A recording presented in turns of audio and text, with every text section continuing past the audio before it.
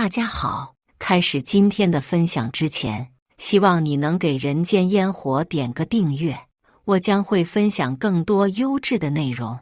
孟浩星的那位神秘家人出现的那晚，他竟然愿意留在家中与我共度时光。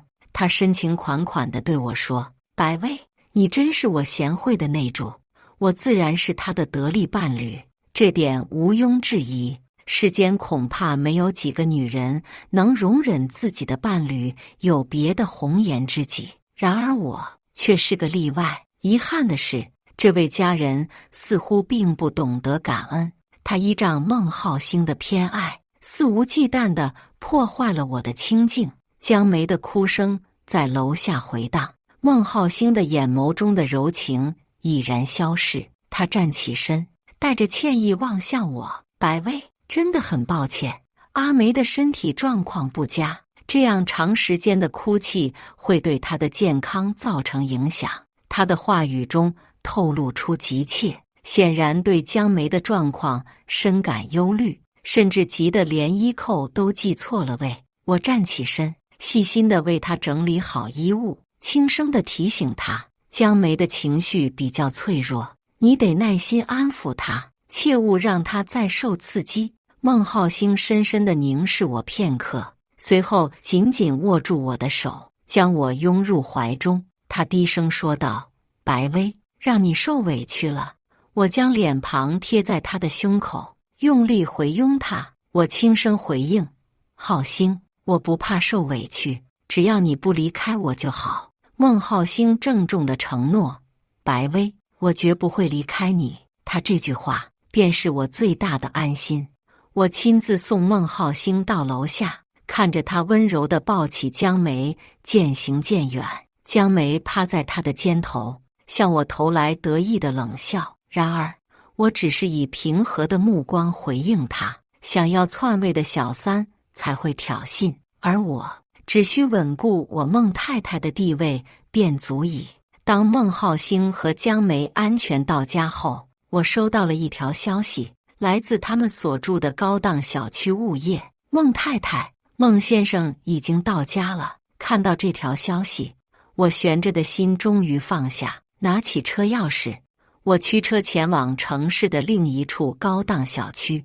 那是一套面朝大海的海景房，属于我个人的秘密天地。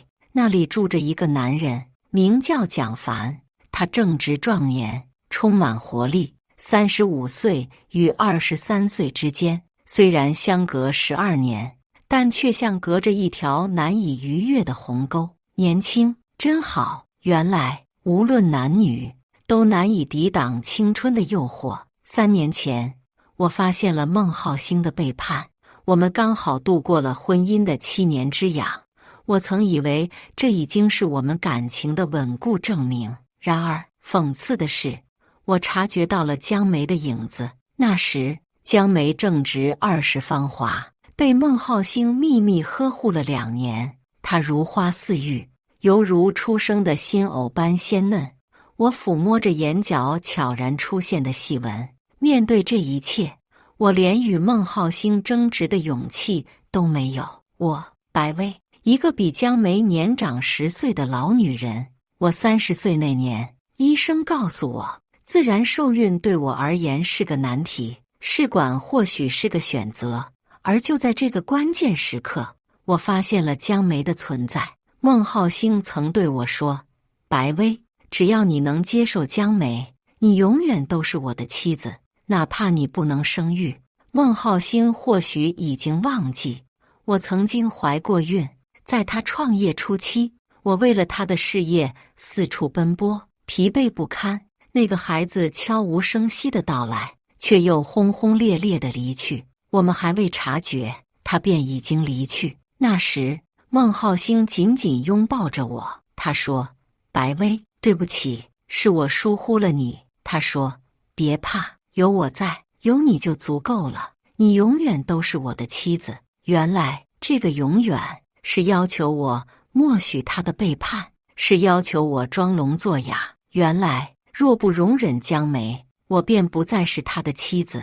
他为自己的背叛找了一个无懈可击的借口。因为我不能生育，我当然能容忍江梅。嫁给孟浩兴10年，我把最美好的青春都献给了他和他的事业，好不容易与他共同打拼出一片天地，拥有了现在的一切，要我放弃，绝不可能。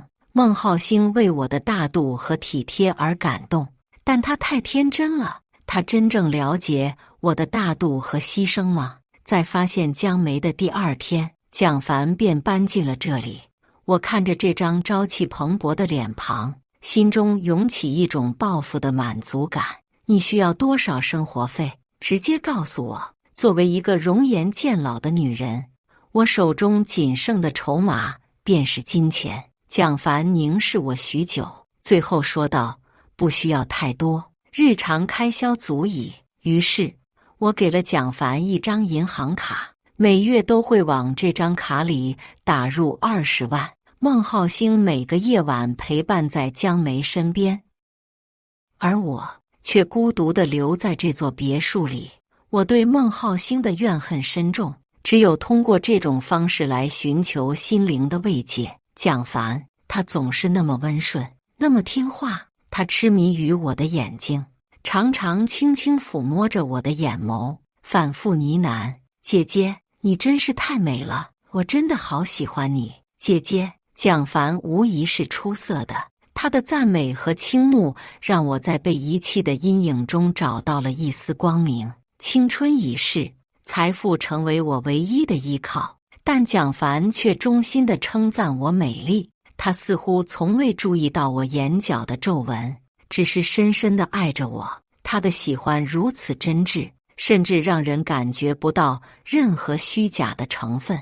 我曾询问蒋凡：“你接受过专门的训练吗？”他轻笑，手指从我的眼前滑落到我的下巴，轻声说道：“喜欢姐姐，这是发自内心的，不需要任何训练，真是个专心致志的好孩子。”因此，后来那张银行卡的金额提高到了每月30万。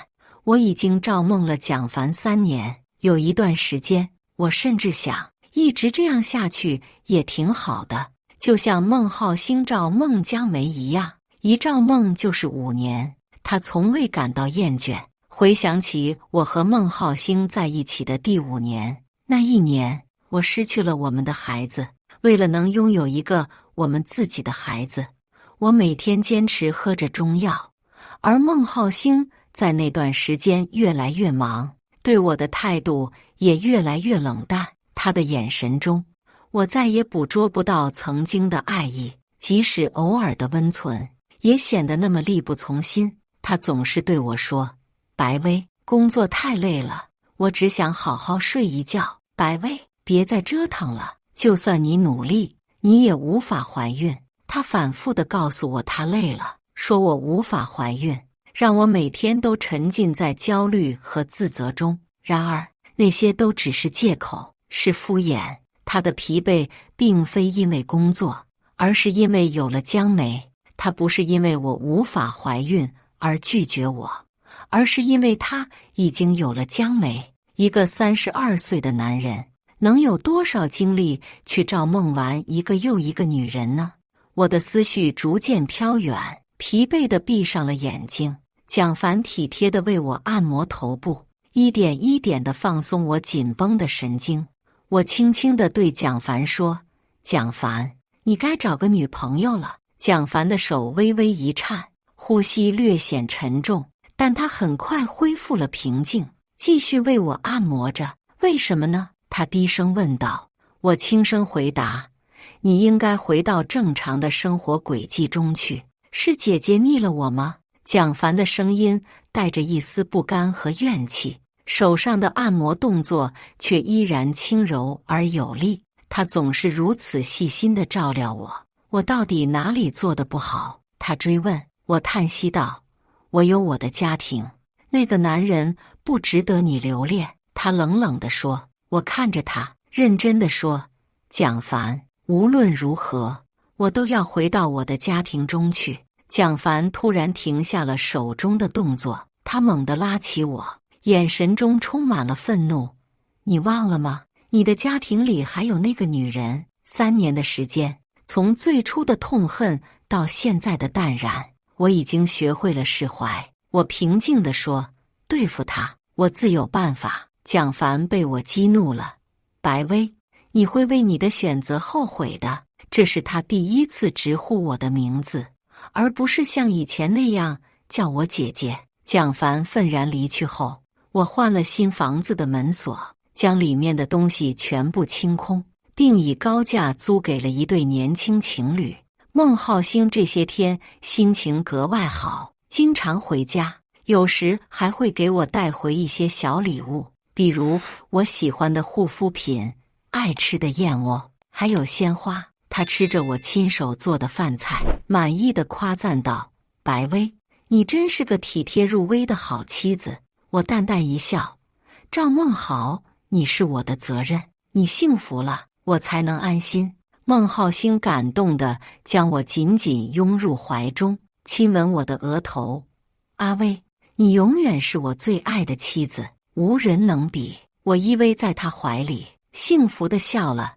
浩兴，有你这句话，我就满足了。短暂的温馨时刻后，孟浩兴似乎觉得时机成熟了，他有些犹豫地开口：“阿薇，瑶瑶怀孕了，但保姆赵梦的不太好。我在想。”他看着我，眼中带着期待。我保持着温柔体贴的笑容：“如果江梅不介意的话，就让她搬回来住吧。阿薇，你始终是最明事理的那一个。”孟浩兴亲吻了我的额头，深情地说道：“阿薇，这也是我们的宝贝，是我们孟家的未来。”他说得如此动情，仿佛真是个慈爱的父亲。我眼眶微湿，表现得感激涕零。“浩兴，感谢你赐予了我这个孩子。看吧，论起做戏，谁不是天赋异禀呢？”为了江梅的归来，以及她能在家中静心修养，我忙于采购各种物品。孟浩兴叮嘱我，江梅的肌肤格外娇嫩，必须为她准备真丝的床品。他对茉莉花情有独钟，因此沐浴露非茉莉花味不可，睡衣也要是真丝的，这样才能满足他的品味。他的口味挑剔，就连烹饪和沏茶的水也必须是进口的，否则他绝不入口。说实话，若非大家都知道他的出身，恐怕真会有人以为他是那位娇生惯养的大家闺秀呢。他的讲究程度，连真正的名门闺秀都要自愧不如，真是没有豪门千金的命，却得了豪门千金的病。社交名媛方云从我手中夺过那张详细记录了江梅各种需求的 A4 纸，不屑地哼了一声，随手丢在桌上。他转向我，语气坚定地说：“也就你脾气好，换了我，肯定想办法让他肚子里的孩子消失。”方云是真正的豪门千金，从小就过着优渥的生活，她的人生几乎一帆风顺，唯一的挫折可能就是婚姻了。她与丈夫结婚10年，用她的话说，什么风风雨雨都经历过了。处理过的小三能从她家门口一直排到法国去。她闹过，也打过，但后来她和丈夫选择了个玩个的。因为他们的婚姻牵扯了太多的利益，离婚并不现实。只要不闹出孩子，他们就可以对彼此的行为视而不见。其实，如果能像他们那样和平共处，我也并非不愿意。但在这个圈子里看多了，我早已不再相信有什么永恒的爱情。真正能握在手里的，只有家业。但遗憾的是，我与他们不同。他们有孩子，有家室，有依靠，而我却一无所有。我和孟浩兴之间无法达成真正的和平共处，我们之间只能有一方胜出。我转头问方云：“你答应帮我找的人有消息了吗？”方云得意地笑：“那是当然，我做事向来有分寸。你看看这个。”他递来一张照片。上面的女孩身穿一袭纯白连衣裙，清纯可人，笑容中带着几分我曾经的影子。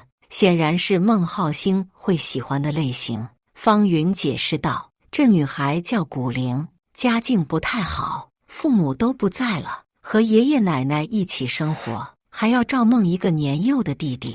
她虽然需要钱，但很有原则和想法。我跟她提了你的事，她很气愤，表示愿意帮忙。她觉得你给的报酬太多了，只想要一半。”方云补充道。我听到这话，不知怎地想起了蒋凡。不多，只要够他生活就好，我淡淡说道。我微微一笑，方云看着我，心情好转了。我点点头，还是年轻人心思单纯，那也得看人。你老公怀里的那个可就不那么单纯了。方云提醒我往回看，只见孟浩星正搂着江梅朝这边走来，江梅远远地叫我姐姐，我微笑着回应，而方云则拎起他的爱马仕包。我先走了，免得我忍不住一杯咖啡泼到这女人脸上。姐姐，以后就麻烦你照梦我了。江梅走到我面前，装作乖巧的样子。不麻烦。我轻轻摸了摸她的肚子。为孟家延续香火的你才更辛苦，是吧，浩星？孟浩星配合地说道。阿威说的没错，这让原本就不太开心的江梅更加不悦了。她皱着眉头，扯着孟浩星的胳膊：“老公，我肚子疼，你扶我坐下。”我抢在孟浩星前面扶住了江梅：“还是我来吧，阿梅怀着孕，得小心对待。你一个男人可能掌握不好力道，别弄疼了她。”我对江梅的照梦可谓是无微不至。孟浩星温柔地看着我，还是阿威考虑的周到。我娇媚地瞥了他一眼。你现在才知道，我们之间的互动看起来就像是在打情骂俏。江梅的脸色越来越难看，她大概想让我难堪，于是接口道：“姐姐真的像老公说的那样会照梦人，比我们之前请的那个佣人好多了。早知道当初就不该请他。直接让姐姐照梦我就好了。”他这话里话外都把我和佣人相提并论，他可能以为这样会让我难堪。年轻人有年轻人的优势，但也有他们的局限。江梅又怎么会明白，一个在商业场和婚姻战场摸爬滚打多年的女人，内心有多么强大？家人照孟家人自然会更用心一些。我再次将目光落在他的肚子上，何况这是你的孩子，也是我的孩子。你说的这是什么话？这明明是我和浩星的孩子，怎么就成了你的了？你是不是想要孩子想得有些疯狂了？江梅的声音陡然提高，愤怒地瞪了我一眼。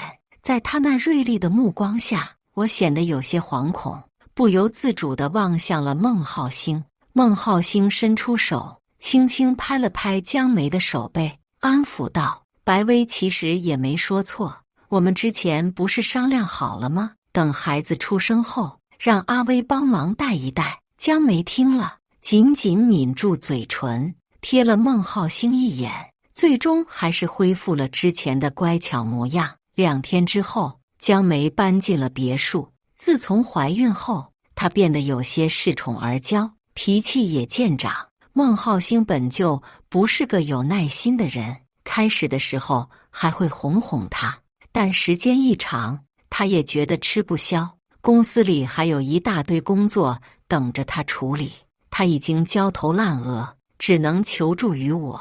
他陪着江梅的时候，我就去公司帮他处理那些工作，而他去工作的时候，我就留在家里悉心照孟江梅。你这个不能下蛋的母鸡，整天在我面前晃来晃去的，真是烦人。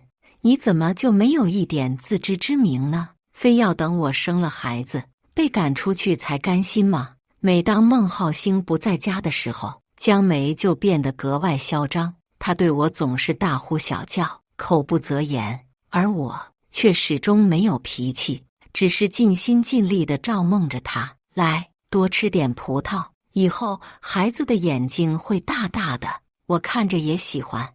我把洗好的葡萄放进果盘里，递到江梅面前，但她却直接把果盘摔在了地上。你别想打我孩子的主意！什么你的孩子？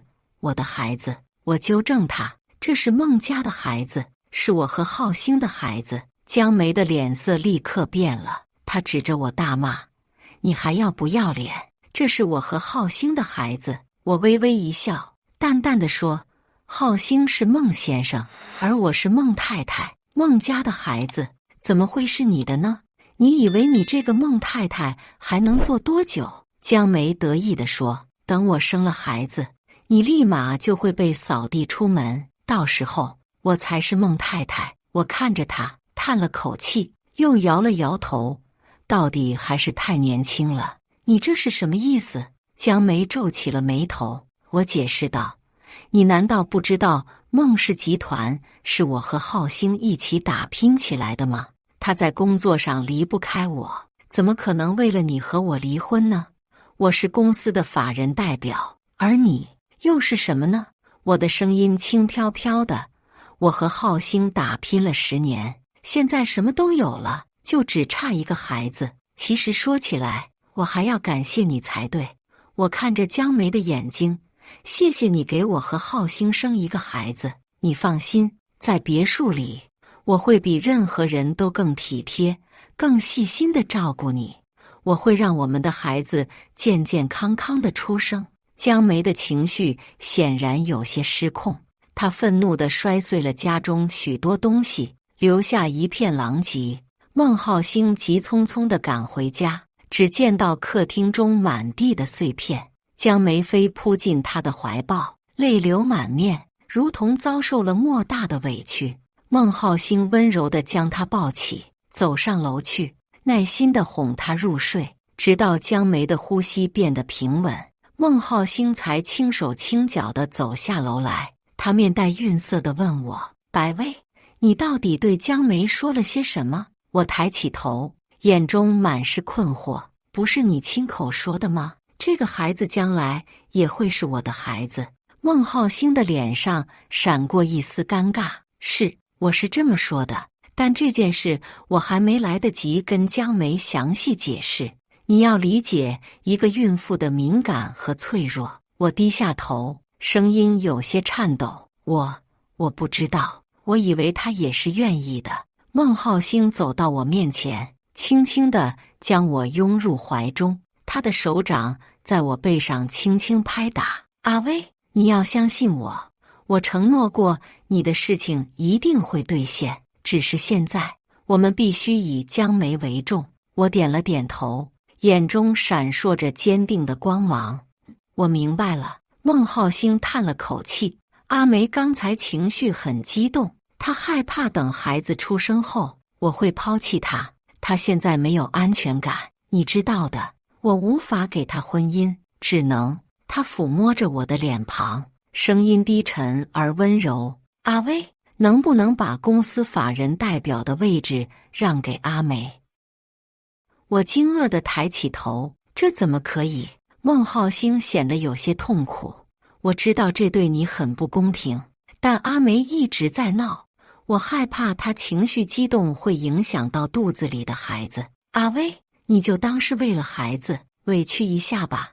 我紧紧地咬住下唇，心中挣扎了许久，终于艰难地点了点头。好，为了弥补我，孟浩兴轻声问我：阿威，你想要什么？我都可以买给你。我摇了摇头，将脸深深地埋进他的肩膀。浩兴，我什么都不要，只要你心中有我就好。3天后，公司法人代表一栏上，我的名字被江梅取代。江梅得意地在别墅里炫耀着她的胜利。看着吧，你的东西迟早都会变成我的。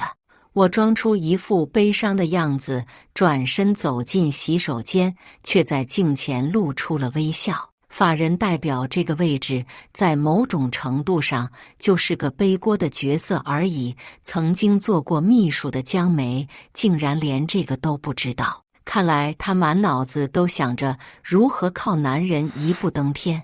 可是这巅峰真的有那么容易攀登吗？即使登上了，又怎能保证它不会瞬间崩塌呢？在照孟姜梅的第2个星期，她开始出现了严重的孕吐反应，无论何时何地都在吐，不仅吃饭时吐，喝水时也吐，整个别墅都弥漫着酸涩的气味。为了确保姜梅和她腹中的孩子安全无虞，我特地为她安排了家庭医生，随时待命，以关注她的身体状况。我把一切安排得井井有条，好让孟浩兴能够完全放心。我安慰他说：“你每天工作那么辛苦，姜梅就交给我吧，你放心去忙你的工作。”孟浩兴果然安心投入了工作，但姜梅却并不满意，她频繁地闹腾，希望孟浩兴能24小时陪在她身边。孟浩兴开始还愿意迁就她，在家陪伴她，但时间一长，她也开始感到不耐烦。随着姜梅孕吐的频率增加，她甚至流露出了一丝厌恶，并开始找各种理由不回家。姜梅在家里摔东西发泄情绪，她摔一样，我就买一样新的回来。与此同时，古灵给我带来了一个好消息，她成功进入了孟氏，并成为了孟浩兴的秘书。每当孟浩兴被姜梅闹得头疼时，古灵总会体贴地为他进行头疗按摩，帮助他舒缓压力。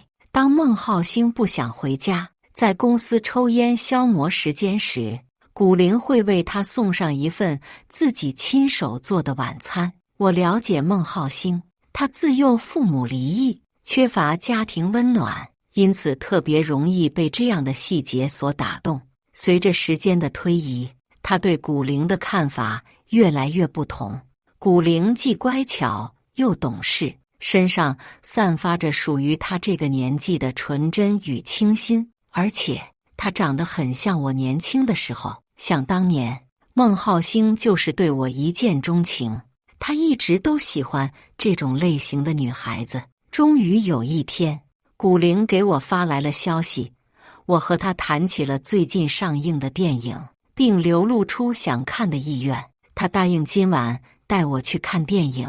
古灵把电影院和场次的信息都发给了我，我随手打开手机，买了2张电影票。这些天来，姜梅的孕吐反应已经有所减轻，除了饭后偶尔还会吐之外，其他时间都好多了。我对他说，浩兴刚才打电话来说，今晚公司有个重要会议，要开得很晚才能回来。姜梅一听就不高兴了，拿起手机就要给孟浩兴打电话，被我及时拦住了。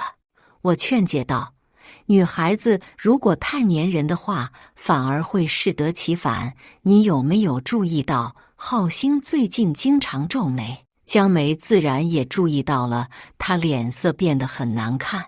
我继续说道，好了啦，你要是觉得无聊的话，我可以陪你出去走走，最近有部电影很火爆，要不要一起去看？姜梅本来想要拒绝，但被我挡住了去路。这样的话，等浩兴回来，你们还可以聊聊电影里的内容，如果聊得开心，以后还可以一起出去看电影呢。经过一番挣扎后，姜梅最终还是点了点头，同意了。她与孟浩兴之间的交流日渐乏味，她深知这感情的裂痕正在悄然蔓延。那场电影终究成了一场闹剧，姜梅怒火中烧，一巴掌狠狠地甩在古灵的脸上。她在影院内大声斥责，仿佛是正是在训斥闯入者。然而他似乎忘了自己才是那个真正的介入者。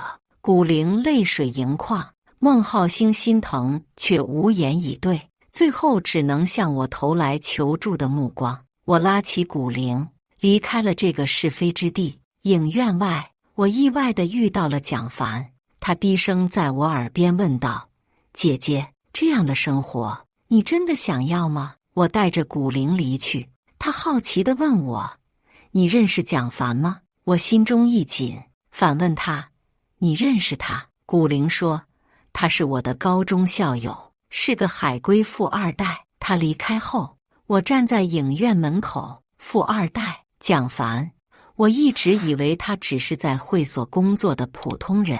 毕竟那晚遇见他时，他穿着会所的制服。如果他真的不缺钱，为什么会接受我的条件？没等我深思，蒋凡突然出现，将我拉到一旁。他捂住我的嘴，直到孟浩兴和江梅离开。你骗我！我质问蒋凡，他只是平静地看着我。我从未说过我是那种人。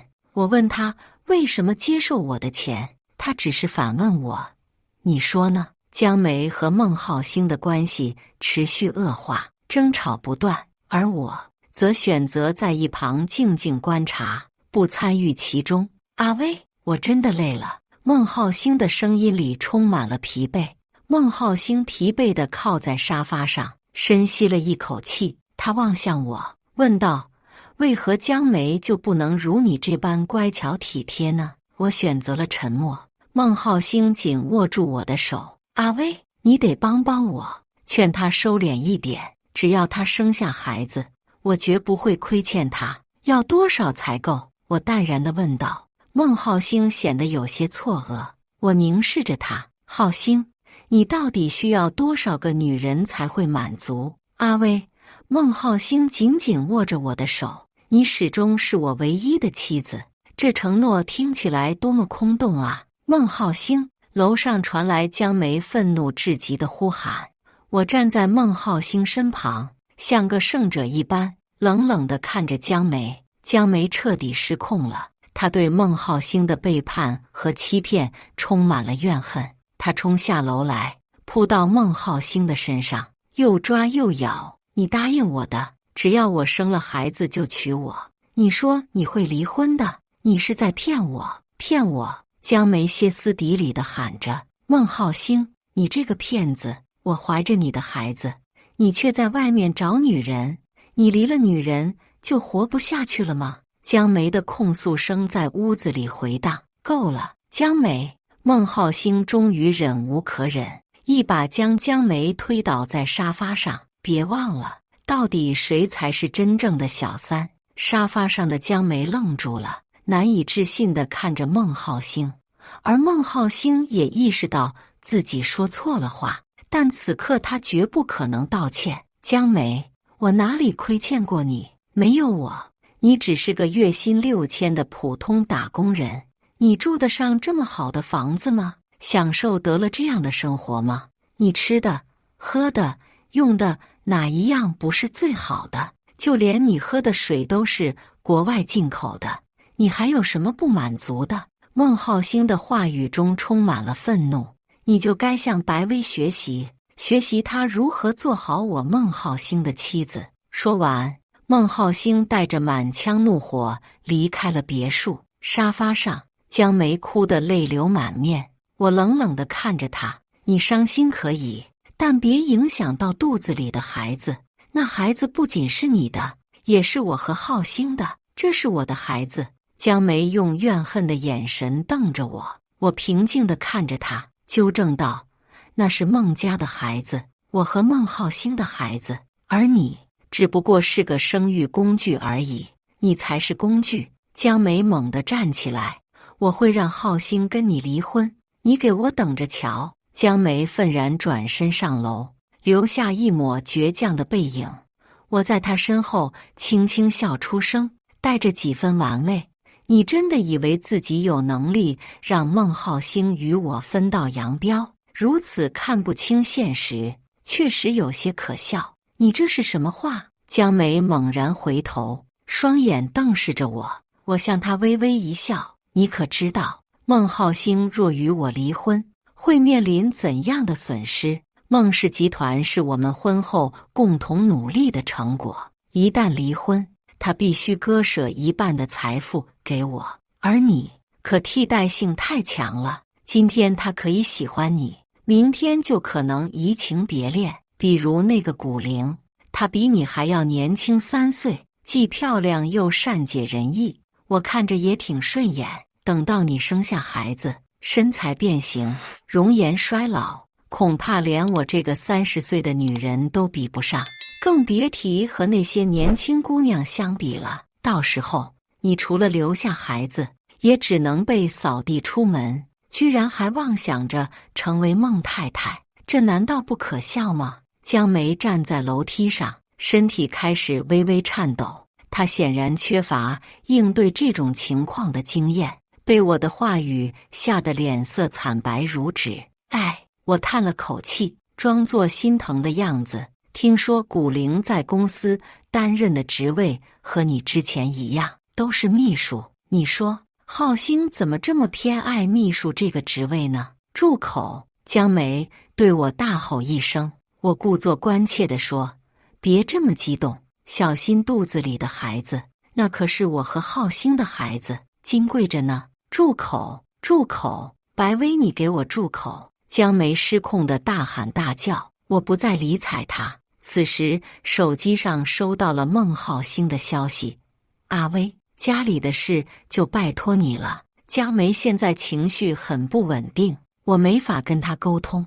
我面无表情地回复她：“我已经尽力安抚她了，但她现在什么都听不进去，一直嚷嚷着要我和你离婚。浩兴，我好害怕，你会不会抛弃我？”我故意写道。孟浩兴迅速回复：“不会的，阿薇，请相信我。”我微微勾起唇角，站起身，走到江梅面前，将手机屏幕展示给她看。看清楚了吗？我冷冷地问。江梅瞪大眼睛看着手机屏幕上的对话内容，她猛地抓起我的手机，狠狠地摔在地上，用充满怨恨的眼神盯着我。白薇，你和孟浩兴别想得逞，我死都不会让你们称心如意。他歇斯底里地喊道。哦，是吗？我轻蔑地笑了一声，对他的威胁毫不在意。那一晚，孟浩兴并没有回别墅过夜，而第二天一早，江梅就气势汹汹地冲去了公司，找他理论去了。在他离开别墅后，我立刻给古灵发了条消息，提醒他做好应对准备。他已经出发了，你要小心应对。古灵的回应十分迅速。明白了。我并非没有告知孟浩兴，只是特意选择在江梅即将抵达公司之际，才向他透露了消息。浩兴，江梅不知何时离开了别墅，可能是去找你了。你们尽量避免争吵，毕竟她怀着孩子，别让她动了胎气。孟浩兴刚看到这条消息，办公室外就传来了喧闹声。江梅来到公司，恰巧撞见古灵，愤怒之下，他二话不说，直接上前扇了古灵一巴掌。这还不够，他又开始撕扯古灵的头发，边扯边怒骂：“你这个不要脸的女人！你妈生你就是为了让你勾引男人的吗？我要打死你这个贱人！”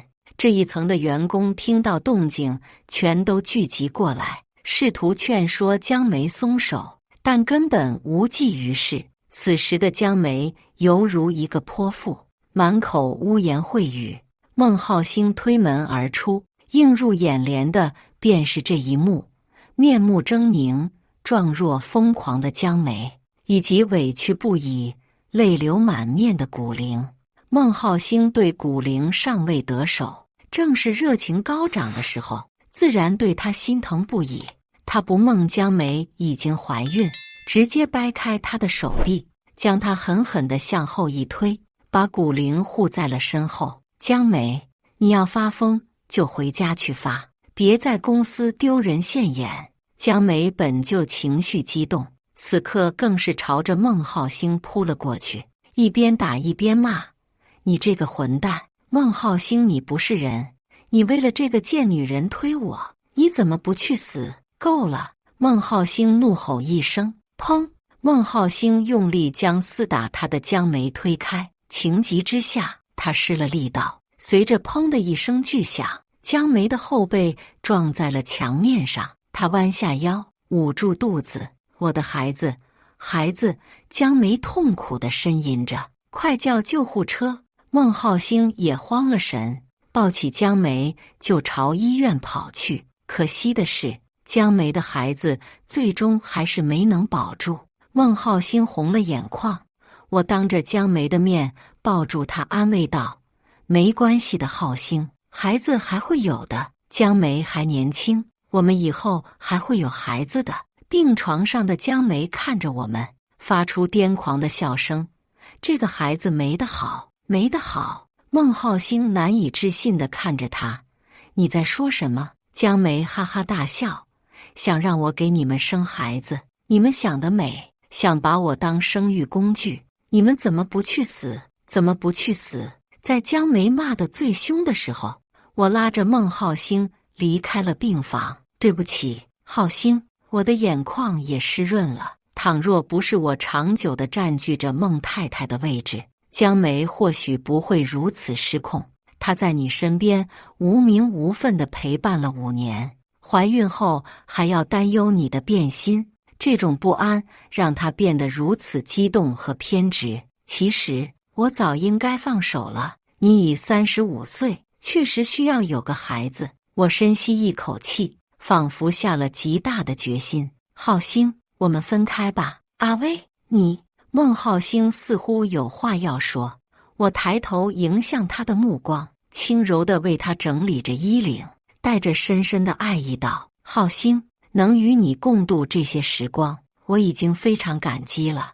我无法再拥有自己的孩子，所以我们离婚吧。对于公司的股份，我无所求。”只希望我名下的几处房产和一些现金能让我安稳的生活。孟浩兴的挽留之言果然没有出口，他紧紧地拥抱我，说出的话只能感动他自己。阿威，这些年是我亏欠了你，即使离婚，你在我心中也永远是妻子。只要你愿意，我始终都在。离婚的消息传得很快。尽管我和孟浩兴都尽量低调处理，但这样的消息还是引起了不小的震动。毕竟孟浩兴是城里的名人，而我作为他的妻子，也一直是众人瞩目的焦点。在离婚后的第1个月，我选择了隐居。我需要时间来调整自己的心态，重新审视自己的生活。这段时间，我收到了很多来自朋友和亲戚的关心和问候，但更多的是来自媒体的打扰。孟太太，您对于离婚有什么看法？孟太太，您是否因为无法生育而选择离婚？面对这些尖锐的问题，我选择了沉默。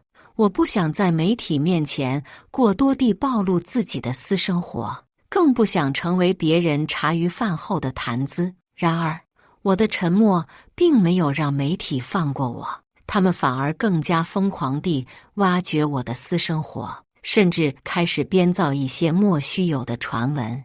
听说孟太太离婚后得到了巨额赡养费，孟太太是不是因为外遇才和孟先生离婚的？这些不实传闻让我倍感压力，我甚至开始怀疑自己的决定是否正确。但每当我看到那些关于我和孟浩兴的过往报道，我就会坚定地告诉自己，离婚是正确的选择。在隐居的这段时间里，我开始重新审视自己的生活。我发现，我一直以来都太依赖孟浩兴了，以至于失去了自我。我决定重新找回那个独立、自信的自己。我开始学习新的技能，尝试新的生活方式。我报名参加了烹饪班、花艺班和瑜伽班，让自己的生活变得更加丰富多彩。这些活动不仅让我找回了自信，还让我结识了很多新朋友。其中就有一个名叫纪南的男人，他和我一样，也是离婚的单身人士。我们在烹饪班上相识，因为共同的兴趣爱好而走到了一起。纪南是一个温柔体贴的男人，他给我的感觉安心。我们在一起时总是很愉快地聊天，分享彼此的生活经历。渐渐的，我发现自己喜欢上了纪南。我喜欢和他在一起的时光，喜欢听他温柔的话语，喜欢看他为我烹饪美食的样子。然而，我也清楚地知道，我不能一直沉浸在过去的伤痛中，我需要勇敢地面对未来，重新开始新的生活。于是，我决定和纪南开始一段新的感情。当我把和纪南在一起的消息告诉朋友们时，他们都为我感到高兴。他们知道，我经历了一段失败的婚姻后，终于找到了属于自己的幸福。而孟浩星听到这个消息后，也给我送来了祝福。他说他会衷心祝福我找到属于自己的幸福。就这样，在朋友和亲人的祝福声中，我和纪南开始了新的生活。我们搬进了一个新的家，开始了新的生活。虽然离婚给我带来了很多伤痛，但也让我有机会重新审视自己的生活，找到了真正的幸福。现在回想起来，那些过去的经历都成了我人生中最宝贵的经验。孟浩星和江梅也开始了他们的生活。江梅在流产后休养了一段时间，重新振作起来，开始管理孟浩星的公司事务。他展现出了出色的商业头脑和管理能力，让公司的业绩蒸蒸日上。孟浩星则更多地投身于慈善事业，他希望通过自己的努力，为社会做出一些贡献，也为自己积福。虽然我们各自开始了新的生活，但每当想起过去的点点滴滴时，我还是会感慨，那些美好的回忆会永远留在我的心中，成为我人生中最珍贵的记忆。如今，我和纪南已经结婚多年，我们有了一个可爱的女儿。每当看到女儿天真无邪的笑脸时，我就会感到无比的幸福。而孟浩星和江梅也有了自己的孩子，他们的生活也充满了欢乐。时间让我们学会了放下伤痛和执念，珍惜眼前的幸福。虽然我们的生活曾经有过交集，但最终我们都找到了属于自己的幸福。